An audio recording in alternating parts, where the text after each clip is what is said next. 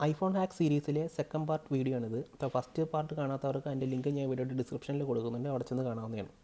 അപ്പോൾ നമ്മളിന്ന് നോക്കാൻ പോകുന്നത് എങ്ങനെ ഒരു എയർപോഡ്സോ അല്ലെങ്കിൽ ഒരു ബ്ലൂടൂത്ത് ഹെഡ്ഫോണോ ഉപയോഗിച്ച് നമ്മുടെ ഐഫോണിൻ്റെ ക്യാമറ റിമോട്ട്ലി വർക്ക് ചെയ്യാൻ പറ്റുമെന്നാണ് നമ്മളത് നോക്കുന്നത്.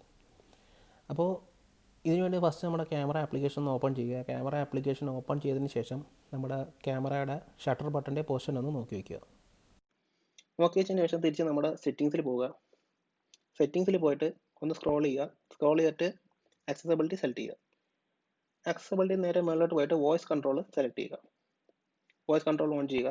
ഓൺ ചെയ്തതിന് ശേഷം ഇവിടെ കസ്റ്റമൈസ് കമാൻഡ്സ് എന്ന് പറയുന്ന ഓപ്ഷൻ ഉണ്ട്, അത് ജസ്റ്റ് ഒന്ന് സെലക്ട് ചെയ്യുക. എന്നിട്ട് ഇവിടെ കസ്റ്റം എന്ന് പറയുന്ന ഓപ്ഷൻ സെലക്ട് ചെയ്യുക. എന്നിട്ട് ക്രിയേറ്റ് ന്യൂ കമാൻഡ് സെലക്ട് ചെയ്യുക. നമ്മൾ നേരെ ആക്ഷൻ സെലക്ട് ചെയ്യുക. ആക്ഷൻ സെലക്ട് ചെയ്തിട്ട് റൺ കസ്റ്റം ഗസ്റ്റർ എന്ന് പറയുന്നത് സെലക്ട് ചെയ്യുക. എന്നിട്ട് നമുക്ക് എവിടെയാണോ ആ ഒരു ക്യാമറ ബട്ടൺ ഉണ്ടെന്ന് നമ്മൾ നോക്കിയത് അവിടെ ജസ്റ്റ് ഒന്ന് ടാപ്പ് ചെയ്യുക. എന്നിട്ട് സേവ് കൊടുക്കുക.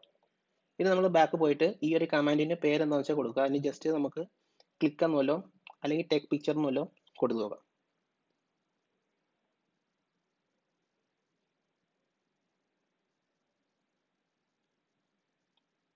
സേവ്.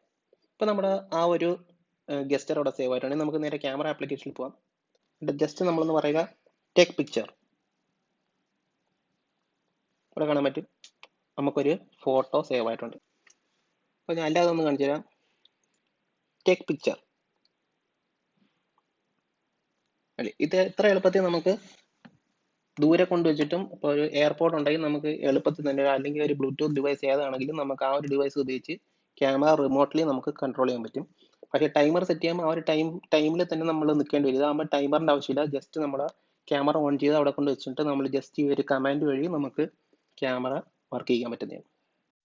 അപ്പോൾ ഇത്രയുമാണ് നമ്മുടെ ഇന്നത്തെ വീഡിയോ. അപ്പം വീഡിയോ ഇഷ്ടപ്പെട്ടെങ്കിൽ ലൈക്ക് ചെയ്യുക, ഷെയർ ചെയ്യുക, കൂടെ നമ്മുടെ ചാനൽ സബ്സ്ക്രൈബും കൂടെ ചെയ്യുക. കൂടെ തൊട്ടടുത്താണ് ബെല്ലൈക്കൺ എനേബിൾ ചെയ്യുന്ന വഴി ഞാൻ പുതിയ വീഡിയോസ് അപ്ലോഡ് ചെയ്യുമ്പോൾ നിങ്ങൾക്ക് നോട്ടിഫിക്കേഷൻ ലഭിക്കുന്നതായിരിക്കും.